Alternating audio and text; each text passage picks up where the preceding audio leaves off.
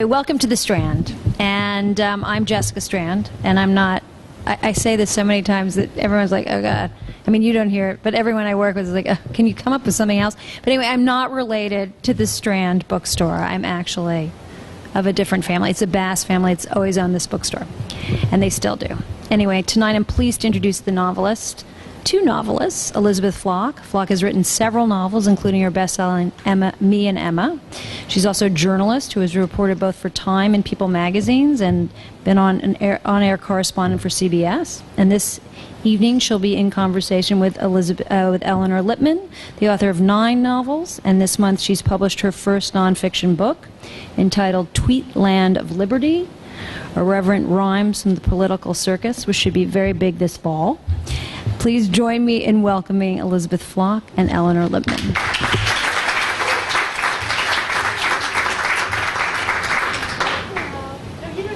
You can hear us. We yell a little bit, so we don't have to pass it back and forth. We can't even stand up, right? She's totally back.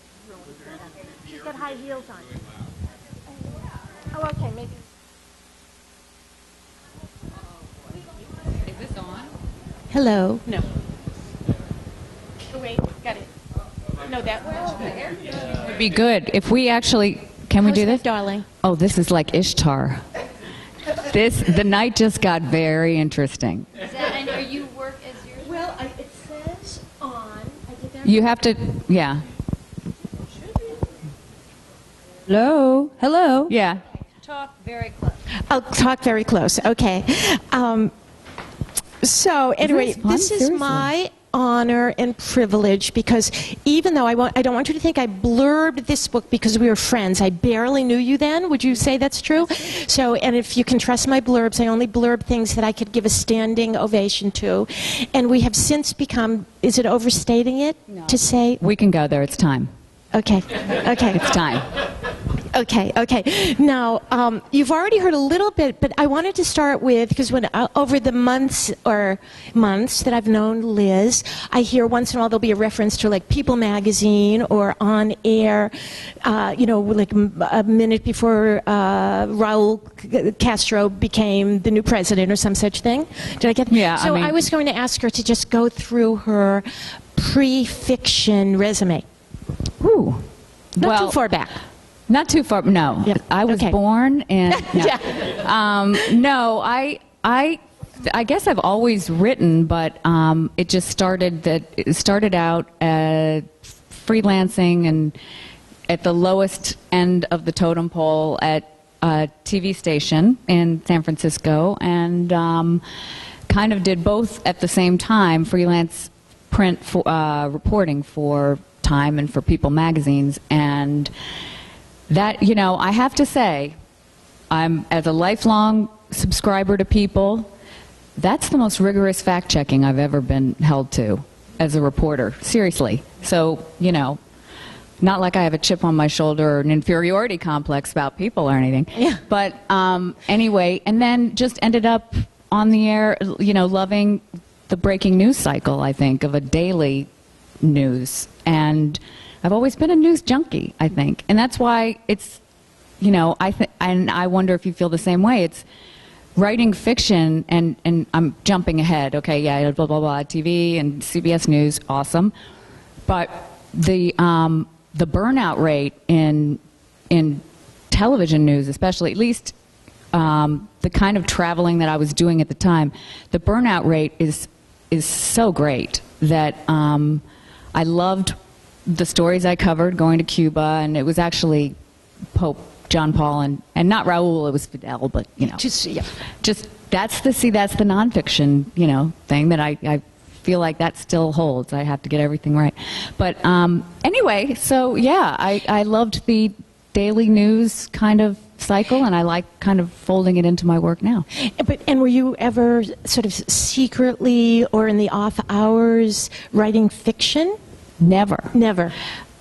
Almost never. What I was doing was, I thought I would write nonfiction. So I was doing a lot of what I now realize is almost historical fiction, but I was reading about topics that interested me, and I've never taken any writing classes before. In college, I majored in English, but it was literature, and it was I'd never taken creative writing. So when I was working on news stories, I was also reading and trying to teach myself how to write longer form. So yeah, I guess I did, but not writing fiction, no. Okay. Well, of course, we're here to talk about What Happened to My Sister, this fabulous book. And so I think we all know that What Happened to My Sister is a sequel to Emma and Me. And so the question is, have you always known you would return to Carrie's story? You know Carrie being the narrator, first-person narrator of Me and Emma, and one of two narrators for the fabulous new book. For what happened to my sister? Well, no, I didn't, and I think it started out. I've said this to a couple of friends just recently that, you know, Charlotte's Web, and not just the children's story, but the actual cartoon movie of it. At the very end, Charlotte dies, and Wilbur is watching over the web, and Charlotte's little baby spiders float off into the breeze, and they're all saying, "Goodbye, Wilbur, goodbye." And it's so heartbreaking, and he's waving goodbye, and they're like ghosts sort of going off. When I finish books, that's how the characters finish for me. And Me and Emma, well, really, Carrie in particular, from Me and Emma, never floated away. She was kind of stuck in, and this is so dorky, but I really do think this way, that she kind of stuck in my web, to bring it full circle. See how I did that? Yeah. Just stay aboard, people. I'll always bring it on home. Web and website. Might take a while. Yeah. No, I wasn't going to ask this, but we're repeating the titles. Are the titles, you have working titles? Is it a title from the beginning? Does the marketing department Oh my come God, in? titles are a nightmare. You probably, you know what, you're Elinor Lipman. It's not about me, darling. You know what, a little bit. I've got to bring you in here, Slugger. But I used to think titles were really easy, and I was so pleased with myself. My first book I titled Speed Bumps Ahead. Because to me, tell me if I'm wrong here, people, but when you see the sign, the warnings for speed bumps ahead, you slow down a little bit, and sometimes it's a non-event. It's just a little hill. But sometimes it's that really jarring speed bump, and you wish you'd slowed down a little more. And I thought those warning signs are the whole thing is such a metaphor for life. I agree. You should say that you could still use that title. Well, no, because they told me at the time that it sounded like a driver's manual. So we ended up with But Inside I'm Screaming, and that's been great, actually, because it's something that I think I still find myself slipping into saying it just in conversation, but, you know, I looked like I was having fun, but inside I'm screaming, and people think, oh my God, she's such a self-promoter. Can't believe she keeps saying her book titles out loud, but it just comes, so I think it's a better title, but I liked Speed Bumps Ahead. Well, and it's not about me, but I was once on this panel, and we were all saying... We want it to be. We were all saying bad titles that we hoped our books would be, and the winner was Anita Shreve, because Weight of Water was originally titled Return to Smutty Nose. Oh, no way. Yes. Yeah. Oh, and she thought it was great. It took place on Smutty Nose. Why not? Of course. But I'm glad it wasn't. Okay, now, question number 4. This is, ladies and gentlemen, Elinor Lipman. She types out questions for something like this. I'd be like with a bottle of wine just on my iPhone, taking pictures of something I want to ask you about. Well, there's wine I heard tonight. Yes, Ooh. I guess that's afterwards. Okay, so we know, the editorial Imperial we, from reading the acknowledgments in Me and Emma, that you did spend time in North Carolina. You thanked some generous, hospitable friends, and that one or both of your stepdaughters put a child's voice in your ear. But, you know, I mean, if every writer did that, we'd all be Robert Penn Warren. So there's something else. It takes courage to do what you did. So I want to know, on a scale of 1 to 10, how nerve-wracking was it to undertake the creation of poor, young, abused Southern Caroline Parker? Oh, see, homework. This is what it looks like. I have to say that was the easiest part of me and Emma. It really was, and it worries me a little bit that it's I don't know that it's good writing necessarily, but it comes so easily to me to write children that and frankly in the beginning I knew how I would end the story, so I did a lot of and I knew that I had to work with a child who was severely traumatized. So I did all this research about childhood trauma and abuse and all of that. And too much, really, but I love the research part because it's the reporting, the reporter in me. But I think that helped me understand a little bit of her circumstance, but her voice was, and my editor at the time, my publisher actually said when, in the very early stages, we're just a little concerned about, you're from the Northeast, and this is set in the South, so there's that.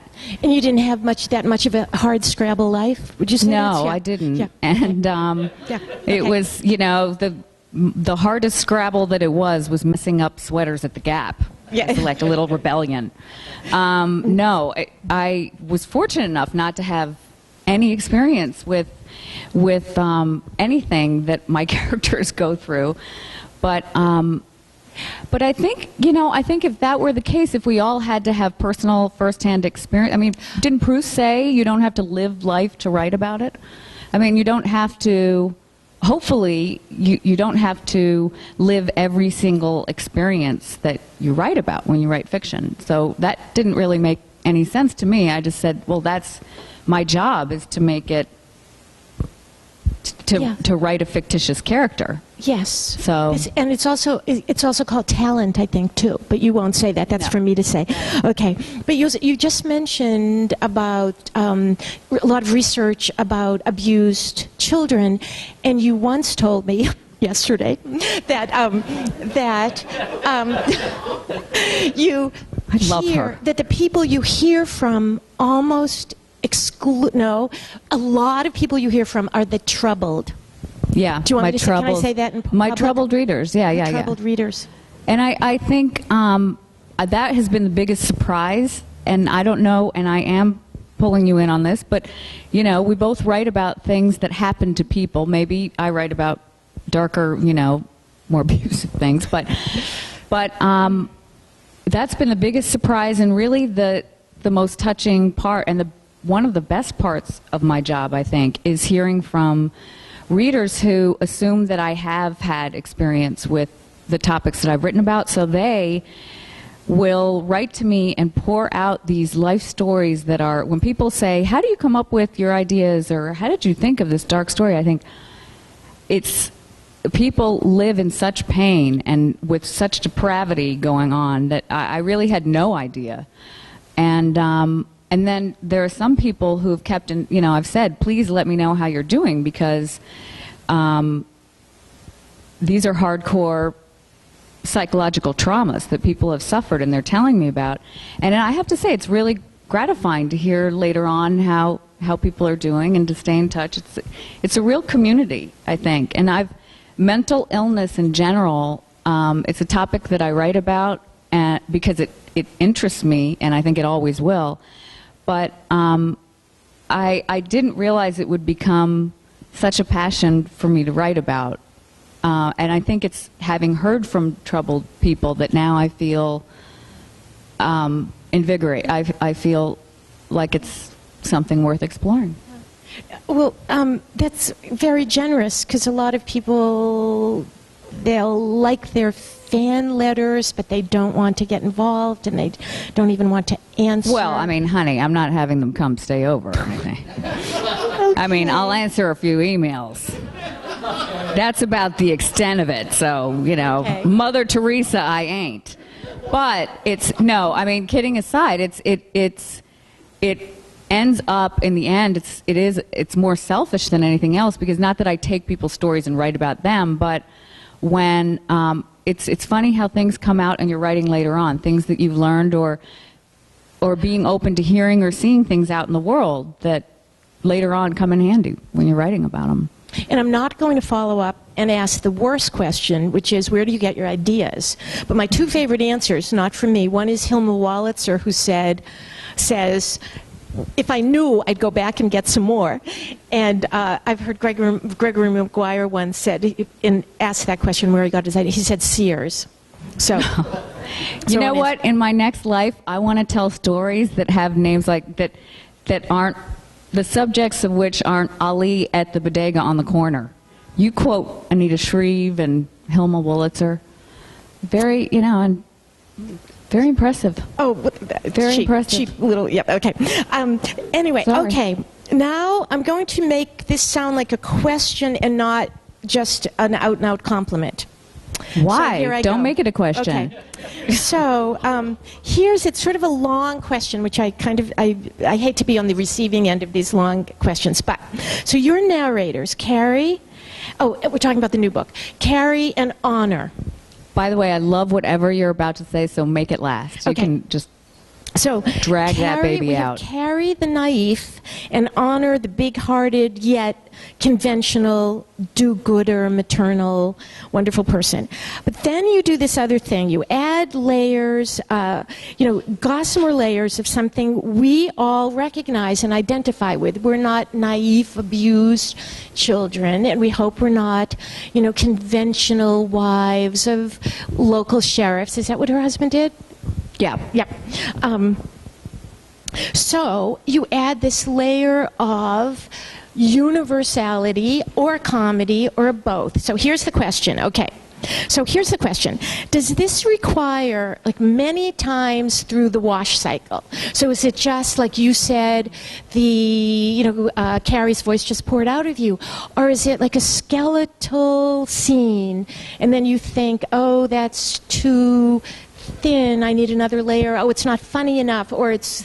Yeah, no, I know sometimes I do that, but with Honor Chaplin in particular, I would write her in full right off the bat. In fact, I wrote her almost as one seamless story and wrote Carrie and what she was experiencing as another seamless story, and then it's basically, P.S., it's the lazy man's way of doing it. I mean, I should have done the gossamer layers, a little scrim of a whiff of an idea and then layered it back in. That's probably, a better approach, but I'm so linear, OCD.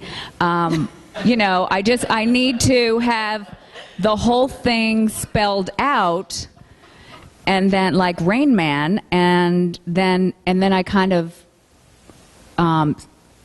zigzagged character to character back and forth, because I do like the idea of one incident being described from one character's point of view, and then that same incident described by the next character, only you don't realize it until the next character has finished and you think, oh my God, that was when they met at Wendy's or whatever.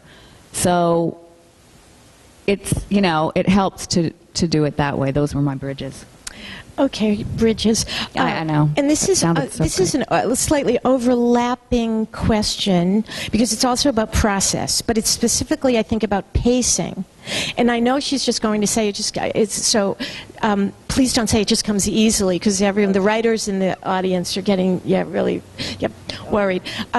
So, for example, the critically important, dramatic, fabulous, climactic chapter in Me and Emma, and I won't Do not. No. Don't even look at me. No. Okay. Okay. Can I say another sheriff? Okay, That's all I'll say. Okay. But the pacing of this all-important thing, and we're at the edge of our seat, is perfect. In fact, I wrote seamless here, but you already used that, so I won't. But we all read books, and something important happens, and the birds are chirping, and there's like wind in the trees, and we don't care, right? Right. Does anyone care about that stuff? Too much wind in the trees? No, we hate that. So the question is about the pacing. Again, I guess I know the answer already. It's not as if that's such an important scene, and there's another one like that in the new book. sheriff. Right. I didn't little even girl. think about all the sheriffs in all my writing. I What thought is maybe going it was on? an echo, an homage to the first. But anyway, so what about something like that? We'd like to know that you rewrote and revised that 5 times. Yeah, more than 5. And also, from here Okay. on out, this did not happen, and I'm going to go forward saying it was an homage to sheriffs. I did it on purpose. It was it's a theme in my work.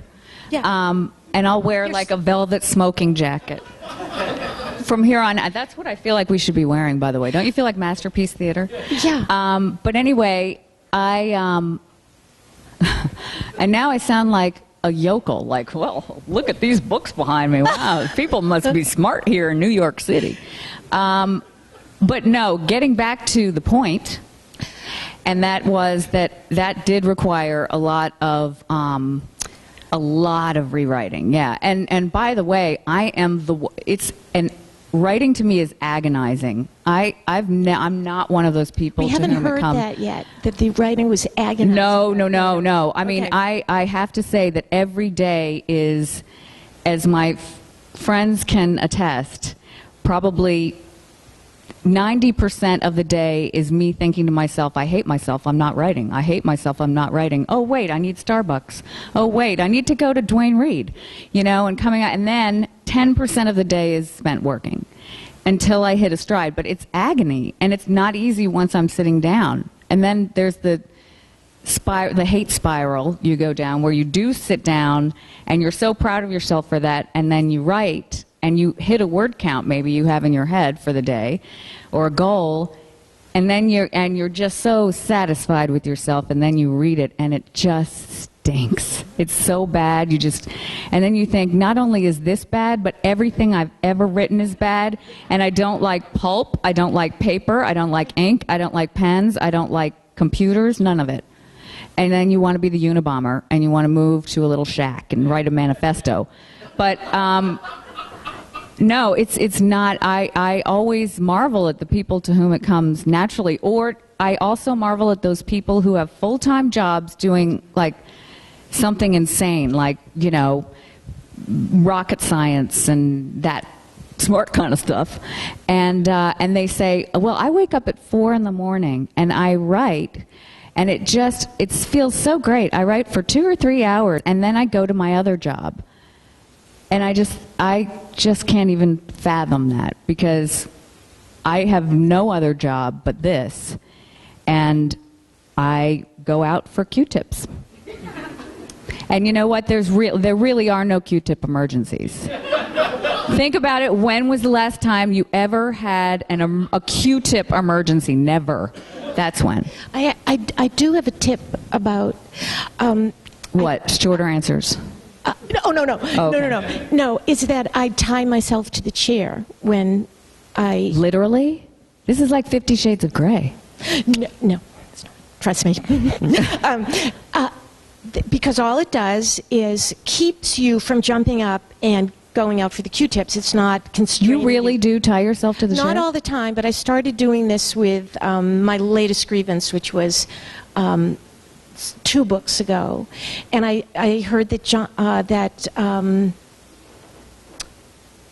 well, Jonathan Franzen is in like a deprivation chamber. Yeah.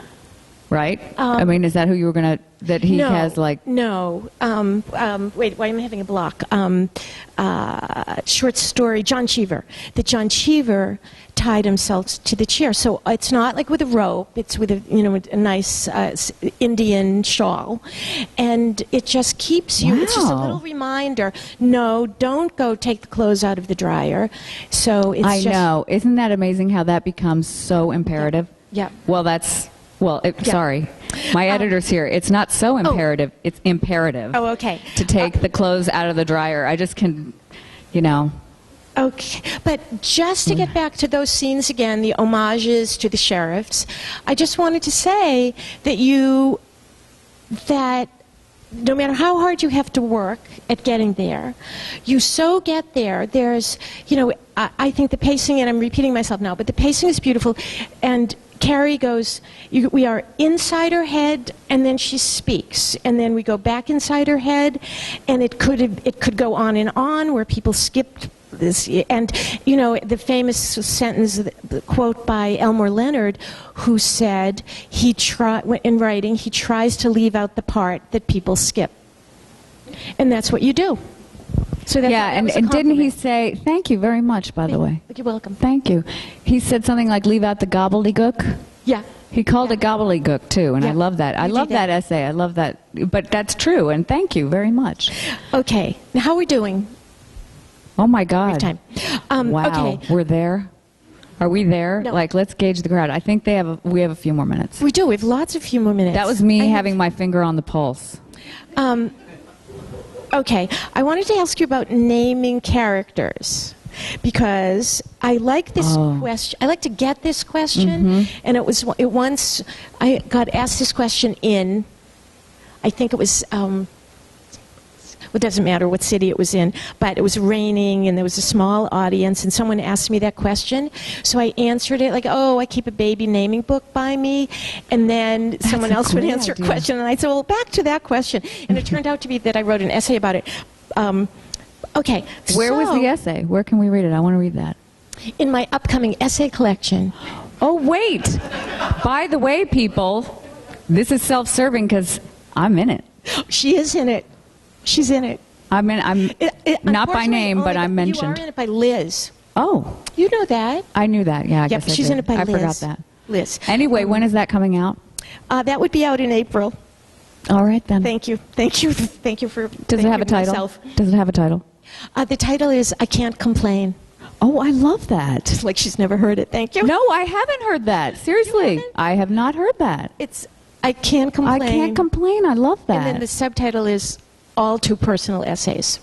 All two is in parentheses. But anyway, so I just want to quote John Gardner, who Wait, can I just, before you quote John Gardner, you know what else is a great title? And I'm not kidding. Would it kill you to stop doing that? I swear to God, that title and its author is here, happens to be here, and it's not because, seriously, it's not because he's sitting in the front row and his name is Henry Alford and you should buy the book. Alford, A-L-F-O-R-D. Yes. No, it's really not that, but it really is a great title. It is, and it's a book of manners. I mean, it's would you call it that? Book of manners, yeah, with a great... Anyway, but that's a great title, so... Yeah, we love that. We love Henry. Okay. John Gardner. Well, John Gardner said, to change a character's name from Jane to Cynthia is to make the fictional ground shudder under her feet. So I wondered if Carrie started as Carrie, an honor, and... Oh, I do love this question, and I didn't know the baby book is a great idea. I choose names from the obituaries. Because I read... Whole names? No, not whole names. I'll do an amalgam from... But and when I was working on Me and Emma, I would read North Carolina, like Mount Airy News, the newspaper, and I would go to that obituary because regional names were important to the story. So, but that wasn't... It didn't yield enough, so I went for Me and Emma... I found this old book about North Carolina. Someone had mentioned it. It was mostly for research and reading about what things were like when, tobacco plantations really took up most of the state and all of that. But they had this list of the war dead or something, and there were these fantastic names like Orlame or, Elmer. Not really Elmer. That's too cliche, but names that way. But Carrie, I named Carrie because I was going through this really self-important literary phase, and Sister Carrie's one of my favorite books of all time. And I thought, you know what? Someday maybe someone will ask me this question, and I'm going to sound so smart quoting Theodore Dreiser. And thank you for bringing me full circle to that moment. But that was back in 2001, so over a decade ago, I remember thinking, it's going to be stupid, but yeah. And would it be backtracking to ask you about the Loveless Motel, that name? The Loveless Motel is, I'm so glad you asked me that, because there is a Loveless Motel and Cafe in Franklin, Tennessee, and it has the best fried chicken and biscuits that you've ever had in your life. I went to college in Nashville, and the Loveless is like 40 minutes away, and it was the big deal. We'd all pile in someone's car on, some off night, and they bring platters and all of that, and I was eating anyway, but and biscuits just keep coming out, and it's the neon. I think now they've become really popular, and it started when they started printing T-shirts. I knew it was going to go that. I remember it was gross and dingy and sticky and wax paper on the tables, and the ketchup dispenser that's so gross and sticky. And then they got really, now they're a little big for their britches. That's the perfect segue to my next question, which is, where did you get the crouton and ketchup packets as the mainstay of Carrie's diet in the new book? Because it seems so real, so pathetic, so nauseating that it just seems to work perfectly.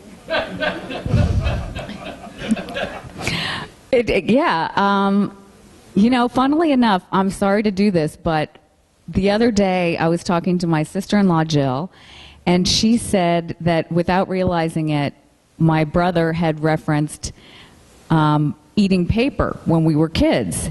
Now, and she was saying, can you believe that? Because I had Carrie eat paper. She cuts out, this isn't giving anything away, but she cuts out pictures of the food that she's so hungry that instead of just eating any old paper, she goes through catalogs and would cut out a picture from the Williams-Sonoma catalog, the fish or whatever.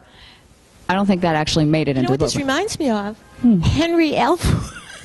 Henry Elford's essay, and you have to all look this up, about the imaginary diet, where if you imagined eating 23 M&Ms, right? And then you ate, there was a scientific study, and then if you ate M&Ms, you'd eat fewer, because you imagined eating them, right? You know what, here's what Henry just heard. In his head, he's going, why the hell did I show up here tonight? Why did I sit in the front row?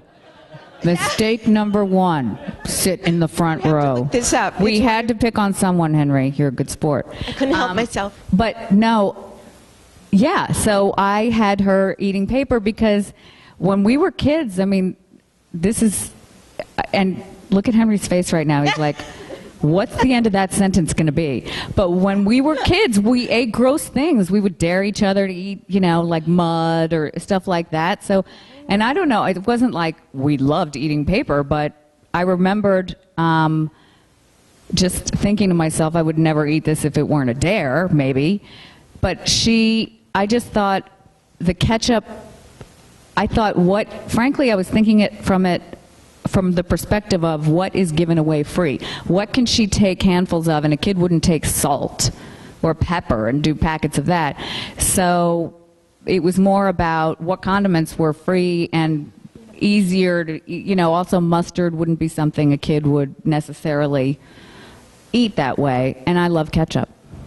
And I wanted to be a sponsor for Heinz. No. I have one more official question, and then I would hope you have some questions. So, no, actually, this is not a question, it's a suggestion.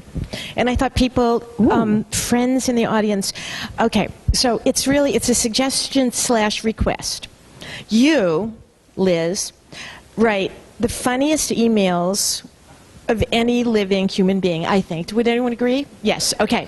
Okay, so where is this going? So here's my They're request. Also very off color, so I don't know what, am I going to, okay. Modern. So I happen to love epistolary novels. I grew up reading over and over and over again Daddy Longlegs by Gene Webster. I've read that book 25 times. So I just wanted to throw that out as a suggestion that I think you would do a fabulous, hilarious epistolary novel. So just put that in your pipe and smoke it. Thank you. Or think it over. Oh my Does God! anyone Thank agree? you. I have to say, you know, who isn't here tonight, but who would love to be my mother, and she, you know, I think it's just because I write about such dark things and such horrible mothering, that she has been on this campaign. Write something funny. Can't you just write something funny? So she will love to hear when I report back that you say that. Thank you, by the way. So, how about... Well, that dovetails well into something I would like to say, and I'm dragging you in kicking and screaming, I realize, but this night cannot pass without my mentioning Ellie's book that's coming out August 28th called Tweet Land of Liberty. So I don't know if you're aware of this or not, but Elinor writes a political tweet a day and has every day up until the election. Now, here's what sets them apart, because lots of people talk about politics every single day. They rhyme. They are the wittiest, smartest quatrains that you'll read, and they put you in a great mood for the rest of the day. And you know, I don't say it enough, and I know, actually, I don't, you know, we have so much to talk about whenever we get together, it doesn't come up, but I should be telling you every single time I read them, I chuckle, and they're such a delight. Please tell me you have one or two memorized. Just do one, please. I can do two. All right, two, yes. I can do one Newt Gingrich one, and they're very partisan.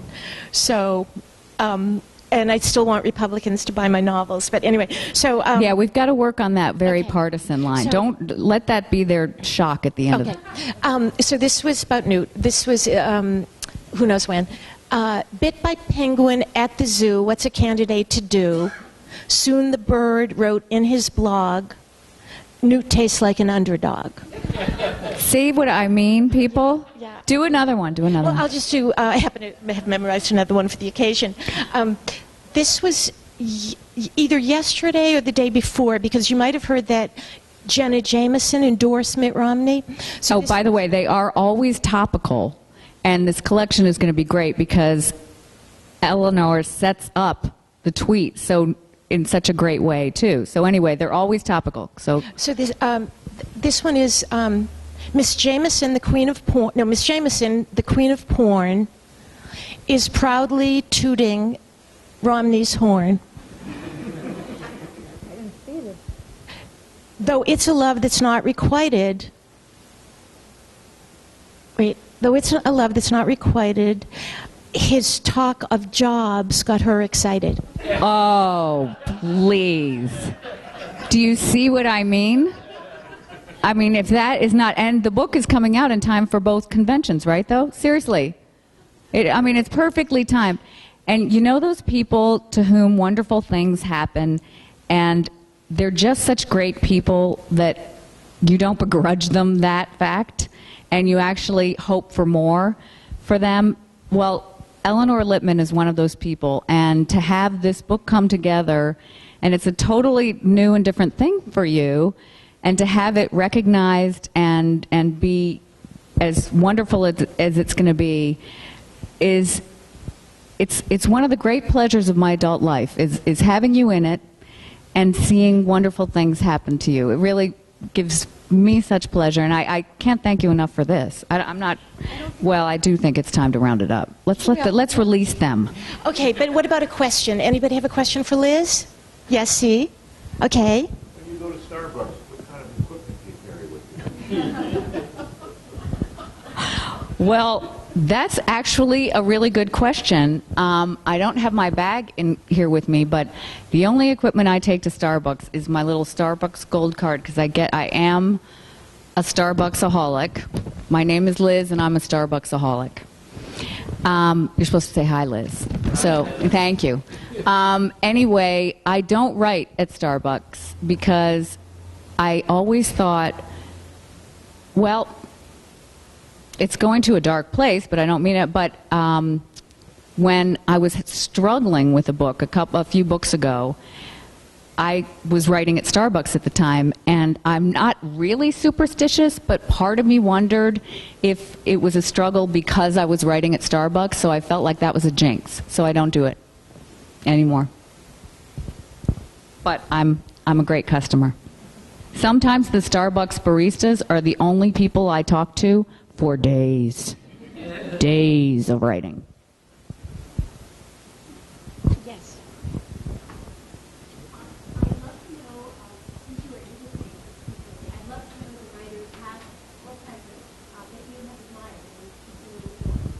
Oh, I love that question. Thank you for that question, because I feel like there are so many classics. There are so many great books out in the world. I almost wish after this book there'd be a moratorium for a little while so I could have a year to catch up. So the only person's book that came out was mine, and then that was it. And but the reason I'm held up in reading the masters a lot of times is because contemporary fiction, right now especially, is so wonderful, and we're lucky enough to have writers here, and it's such a thrill and an honor to have other writers and to be a part of this writing community, don't you think? Because I look out and I see Linda Lee, and I see Stacey Bayless, and I see Jen Lancaster, and I see Rick Livingston, who didn't write a book but wants me to sing. But I really, honestly, it's such a, and to be here talking with you and counting you as a friend of my life. And my friends are always coming out with books. I love them, but they always are. So I feel bad if I haven't read someone's book right when it's Stacey. I'm telling you, Good Enough to Eat, amazing, but I haven't finished it. It's terrible, but that's the thing, you have like 3 books going at the same time, and hers is so good that I can't put it down, but in a book release, you can't read, you can't do it. I have the attention span of a flea. I'm like a monkey with shiny, sparkly objects. But in terms of when I'm actually writing, and this is why I love the question, when I'm writing, I make myself a reading list, like I'm in school, and I'm such a goody two-shoes about it, but I try to only read dead writers, because then I won't get that competitive hate spiral, not competitive in any other way other than envious, and also thinking, and demoralized, thinking, Stacey did it so well, there's no way I'm going to write a funny scene. There's no way. Or Jen did it this way, there's no way. So I read authors that can either teach me something about what I'm writing about. For instance, Everything Must Go, which was my 3rd book, and I'm not hawking, but I truly am saying it was set in the suburbs. And so I plunged into Cheever, and I plunged into, and I discovered Revolutionary Road this was years before the movie came out, which stunk, I thought. But the book was so amazing, and Richard Yates, and then Dubusse, and authors like that who are, I can kill 2 birds with 1 stone, the masters, but also write about the same kind of tortured suburban angst that I needed to, I don't know, I think be inspired by. Stephen King wrote a great book on writing. Have you ever read that? I loved that book, and he is the person who, in reading that book, it taught me that you can actually read while you write. I thought that, what if I start copying someone's style? And his point, and he said it far more articulately, but he said, that'd be great. Emulate their style. But you'll find your own anyway. Your voice will come out. But in the process, you'll be trying to elevate your writing. And use it as an example of how to do something well. Start breaking the sentences down. And James Wood's book, how to write fiction, and how to read fiction. I should know this. Francine Prose's book, Readers on Writing and Writing on Reading. Anyway, these books that teach me something, but also are written so well. That's I could talk about that forever, as everyone here probably knows. I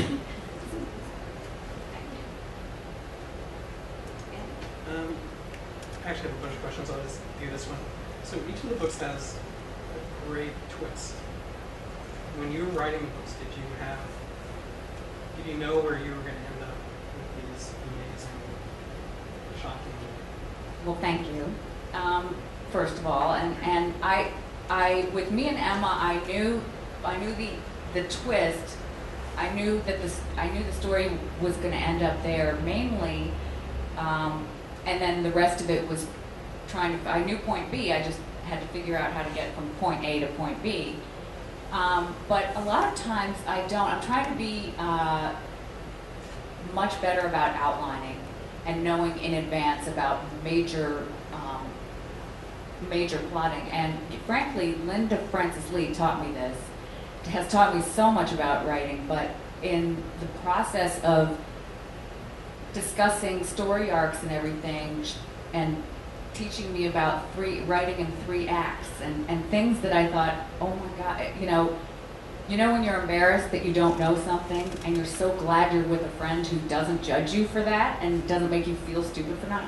So she explained things in such a way that now I think I won't write without knowing exactly how to get to the twist. I don't know if it's luck, but ignorance truly is bliss. When I was writing Me and Emma, I just figured everyone flew by the seat of their pants. Now that I know better, I'm hoping it'll make me be a better, ultimately, really, it's so corny, and I realize I sound like such a dork right now, but I really do want to be a better writer. So things like that, that's why I feel like we have the best job in the world, because the bar is always too high. There will always be a Steinbeck or Hemingway or whomever you look to, Fitzgerald. And that's really great, because you can always challenge yourself. And I think, guess what, people? This is a full circle moment. I think that for me at least, leaving TV news and your first question about my career path, I think I just didn't respect it as much. I hate to say that. Are there any TV people in the room? No. Okay, good. Where are all my TV friends? See? Shallow people. Shallow. But I do think that after a while, you start looking around and you think there aren't too many people in this profession, I should say, that I really respect enough to want to strive to be better, blah, blah, blah, blah, blah. But in writing fiction, that's